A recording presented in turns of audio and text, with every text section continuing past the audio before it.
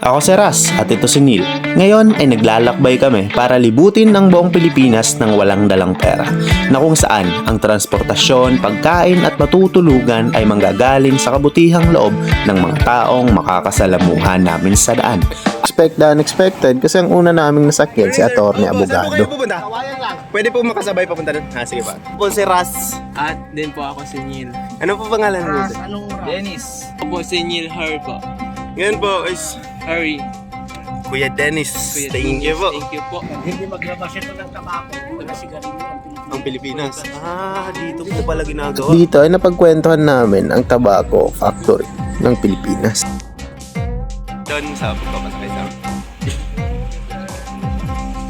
Nung makarating na kami sa hearing ni Atty. Abogado ay ihinatid na muna kami ni Kuya Dennis papuntang highway kung saan kami mag-aantay ng mga posible naming masakyan. Ano pangalan ni Kuya? Mac.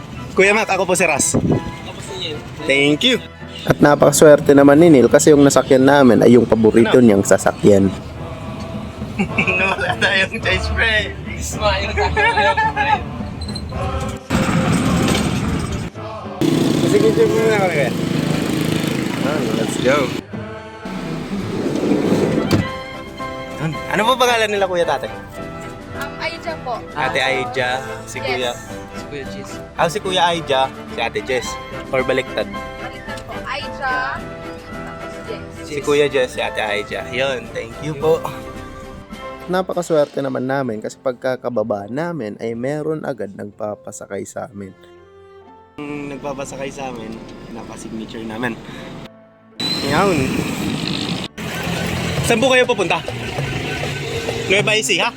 Pwede po kami makisabay? Salamat. Ano po pangalan ni Kuya? Christian. Christian? Ako po si Ras. Ako po si Neil, Kuya. Yan, si Kuya. Ano po pangalan ni Kuya Dodo? Ako po si Ras, Kuya. Ras. Yun.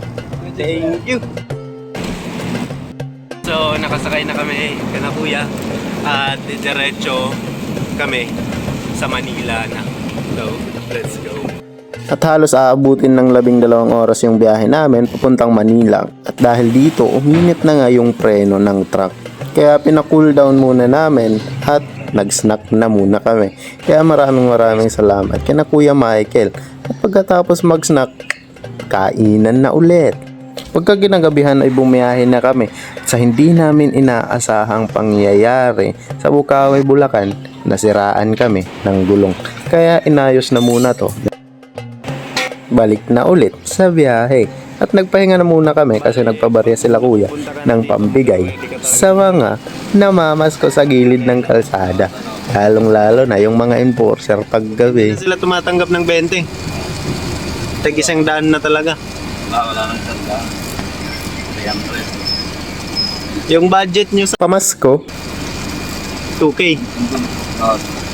Doon na sa allowance namin yun. Look. Kung binibigay lang tayo, 5,000 na allowance, nandun na yung Pamasko, Para diretso lang yung biyahe. Tapos magbibigay pamasko. pag-discargan mo,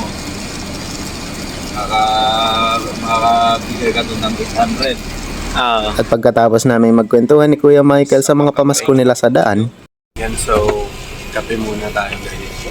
Malapit na kami sa Manila. At nandito na kami sa Baliwag, Bulacan. So, umpisa na ng bibigay pamasko. So yun nga guys, experience. Tatago muna tayo.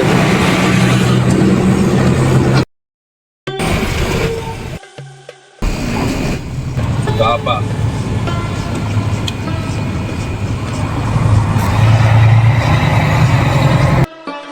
Nagtago muna ako sa likod ng kurtina, baka mas malaking pamasko yung mga maibigay nila Kuya sa mga enforcer ng madaling araw. At ngayon, nakarating na kami sa Manila.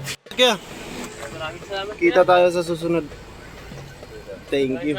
Syempre, binigyan din kami ni Kuya Michael ng pamasko.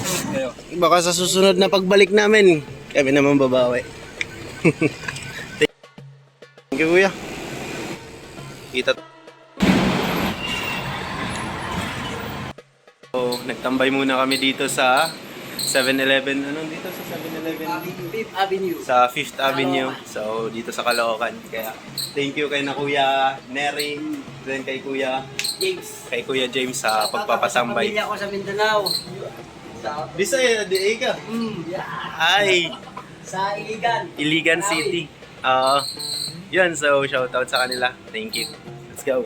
Kaya dito ay nagpasundo na muna kami kay Joanna kasi dun kami makikitulog ulit sa kanila. Yun, so ngayon is itutour kami ni Hana at ni Kuya Jomar. So tutuparin nila yung isang kahilingan na pasakay ako ng train kasi first time ko. Let's go.